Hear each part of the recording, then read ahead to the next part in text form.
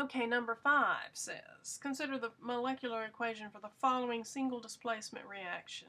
Chlorine plus 2Ki yields 2KCl plus I2. If you have 200 grams of each reactant, determine which reactant is limiting. I'm going to show you the second method that we used for doing a limiting reactant by calculating how much product each one of those would produce, and then choosing the one that produces the least amount of product as our limiting reactant. So before you can do anything else, though, you have to take these 200 grams that you're given and convert them to moles, because we can't figure out a limiting reactant with grams. We've got to get it to moles. So before we can do that, we have to find the molar masses. So the molar mass of chlorine, there's 2 of them, Cl2, so it's going to be 2 times 35.45, and that is 70.90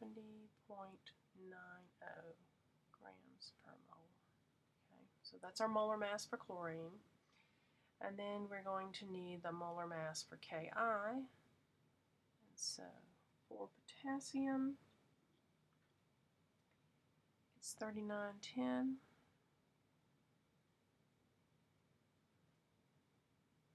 And for iodine,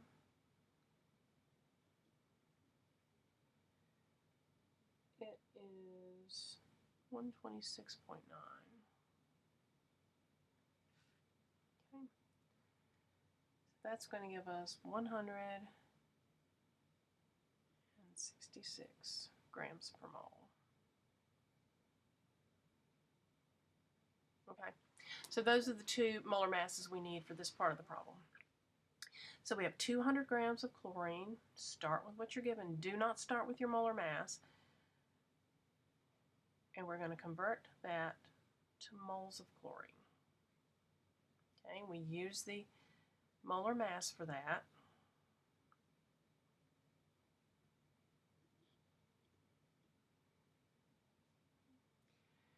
And when we punch that in, I got 2.821 moles of chlorine.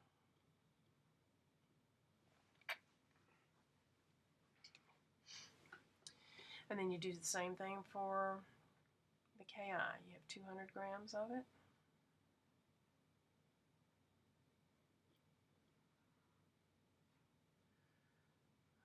.66 grams per mole Ki.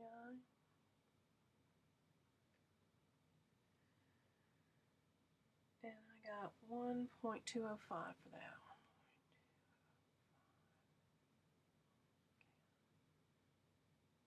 Okay.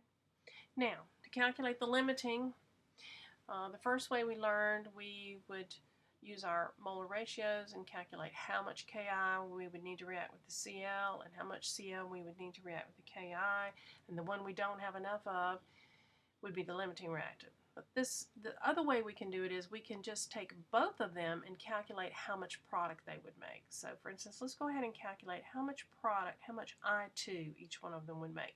You could also calculate how much KCl. It really doesn't matter, just pick a product. I think though in number 6, in question number 6, we're going to calculate the amount of I2. So let's use that one and we'll kill 2 birds with 1 stone. So in order to figure out how many moles of I2 we're going to produce, we just use the mole ratios. And the mole ratio of chlorine to iodine is a 1-to-1 ratio. So 1 mole of chlorine gives you 1 mole of iodine. Okay, so your answer is going to be 2.821 moles of iodine. That's how much the chlorine will produce. Now, you have the Ki down here. Just go through the same thing. The only difference is for Ki, you have 2 moles to 1 mole. So your mole ratio is going to be different. You're going to use 2 moles of Ki to 1 mole of iodine. And when you do that, that's going to draw that number in half. So 1.205 divided by 2, 0.6025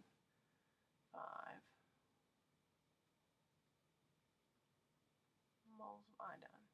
Okay, so which one makes the least amount of iodine? This one, the Ki. The Ki makes less iodine than the chlorine makes. So the Ki is going to be our limiting reactant. Okay, so that's the one we're going to use in calculating our product for number 6. It says use the limiting reactant to determine the mass of I2 produced to show all your work. All right, and please guys, show your work on your test. You cannot get full credit for your answers unless you show your work.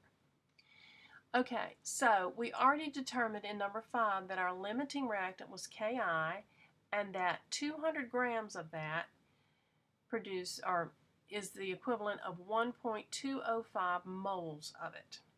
So all we have to do now to determine the I2, let me get my pen to work, to determine the I2 is, first we have to determine how many moles of I2 we can produce from 2 moles of Ki, or 1.205 moles of Ki will produce how many moles of I2. And then once we get the moles of I2, then we can use the molar mass of I2 to determine how many grams that is. So start with what you have. You were given 200 grams. We've already converted that to moles. So we're going to start there. You could start with grams again if you wanted to, but really there's no need. So we have 1.205 moles. Notice we don't need to worry about the chlorine because the chlorine is in excess. So the amount of chlorine that we have doesn't have anything to do with determining the amount of I2 we're going to produce. It's the limiting reactant that determines the amount of product. So 1.205 moles of Ki. Then we use our molar ratios, and 2 moles of Ki gives you 1 mole of I2. So put your 2 moles down here so they'll cancel.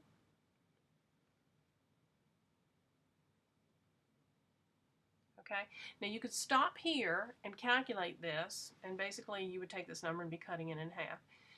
And that would give you the moles of I2. But it's not asking for the moles, it's asking for the mass. So go ahead and carry it out one more step and get the mass. Now in order to get the mass, we have to have the molar mass of iodine. All right, so we have to go to the periodic chart and look it up. And the molar mass of iodine is 126.9, but iodine is diatomic, so we have 2 of them. So you got to multiply that, and you're going to get 253.8 grams per mole. All right, so we have moles of iodine here. We're trying to get to grams of iodine. Okay, remember that mass means grams. You can put that above it if that helps you remember. So 1 mole of iodine is equal to 253.8 grams of iodine. Okay, so now you carry all those numbers out, and I got 152.9 grams of iodine. Okay, I think that's pretty close. We got 4 sig figs here, 4 here, so 4 here. All right, so that is the answer to number 6 on homework quiz 14.